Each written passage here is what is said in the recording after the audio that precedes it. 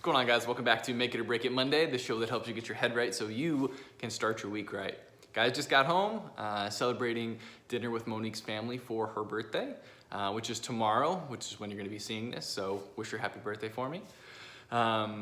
We also did some painting yesterday. You can see our attempts at Frosty the Snowman. Hers definitely looks like Frosty. Mine looks like he's going to murder you in your sleep. So that one may not be staying out there. We might have to put it away someplace else because those eyes creep me out. Anyway, good thing I'm not teaching art today, and instead we're talking about leadership. So for the last couple weeks, we talked about the 4 things that you need to be intentional in to be a leader. If you remember week 1, we talked about the need to be intentional in your personal growth and development and how you're actually going to create that growth environment for yourself. Last week we talked about priorities and how you're going to prioritize to get a high return. Today we're going to be talking about partnerships. Now, when I think partnerships, it's about developing relationships to get value and to add value, which is really important because a lot of the time some people are only out to get value and not to add value to other people. So I wrote down a bunch of points here, so I'm going to kind of take you guys through them. Number 1 is if you're going to be working with somebody, these are the things that they would want to expect of you as a leader. So to get us kicked off, they want you to put their agenda ahead of your own, which seems pretty simple, right? But I think a lot of the time when we have a quota to hit or a goal to hit, our agenda is to do everything possible to meet a deadline or to achieve a goal instead of, hey, what is this person's personal agenda? And if my goals are aligned correctly between theirs and how they roll up to me, then when I help them succeed, I should be succeeding as well. So by me putting their agenda first and helping them win in those areas that they want to improve in or things that they want to attain, that should be aligned also with what I'm doing and help me do the same thing. We also need to add value every single day. So adding value every single day can be anything from a quick conversation, it could be a tip about something, it could be sharing a best practice, but we need to be, as leaders, we need to be adding value every single day to every single person that's on our team. And it could just be a simple conversation. It could be a rah-rah pep talk sometimes because we all get in a funk sometimes. We need to get out of it. But honestly, it could be anything in between that's really consistently adding value. So we're going to talk about 3 different questions that are asked of leaders, and you'll see why that point is so important here in a minute. The next thing is we need to resource them with ideas, with our influence, and with tools.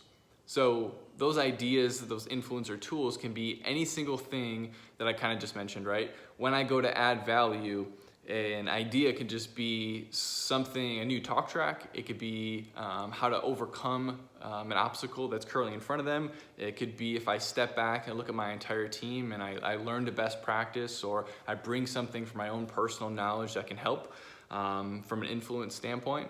And then from a tool standpoint, it could be things and resources that I already have available to me, or maybe it's something outside. Maybe it's another book, maybe it's a selling program, anything else in between that can actually help that person. Next thing would be we need to tailor our service to their needs. We all know that every single coaching approach isn't going to work for everybody, but it's important to remember the individual that you're going to be leading or that you're coaching, and get to the point where you're not taking past conversations or other things that happened that day or other interactions with others to change how you're actually approaching this single individual that you need to be focusing on right now. Another thing that we need to remember is we never want to violate the trust. Honestly, it's our leader's most important asset. So when you think about trust between you and that person, it can be as simple as just doing what you say you're going to do. But we lose sight of that, and being able to have all these other agendas and other things that, if you go back to the first point, putting their agenda ahead of your own, those things can get in the way. And when you do that, you actually violate that person's trust, and it makes it harder for you to continue to evolve. And when you're trying to add value every single day, you can't add value to somebody who's not willing to spend the time to either to listen to you or even implement any of the suggestions or ideas that you have. So that's why that trust that we continue to build is so important. We need to exceed their expectations. So just like we say, overpromise and overdeliver, it's based on what they tell you they actually need. And whether that's what they need, what they want, what they desire, it's our job to continue to, like I said, add value in different ways that help continue to progress them towards the things that they want. They're not things that we want. Now, if we're setting goals, hopefully those things do align, but ultimately we're here to lead, and we're here to bring everyone on our team along with us and help them achieve their goals while we do it. And the last thing to think about is continue to reward your relationship. The longer you're with someone, the better it should actually get. And the way that happens is by us earning that relationship every single day. So someone that's been with you for 2 years, for 5 years, for 10 years, if you treated them like they were brand new, like you just hired them, you would act a little different. You'd be trying to earn that relationship every single day that you interacted with them. And it shouldn't be any different. Yes, it's, hey, I have someone who's reliable, I know how they operate, I'm with them, and it's fine if you have some veterans on your team that are like that, but they will appreciate when you consistently try to help improve every single day by you earning that relationship and continuing to help them improve and add value. Now, there's gonna be three key things that are actually asked of leaders, and those 3 things are, do you like me? Can you help me? And can I trust you? Now, if we can get those 3 things down, those 3 things align with all the other things that I just went through, because that's what people want, right? They want to feel liked, so we have to be able to be in communication and on the same page as them.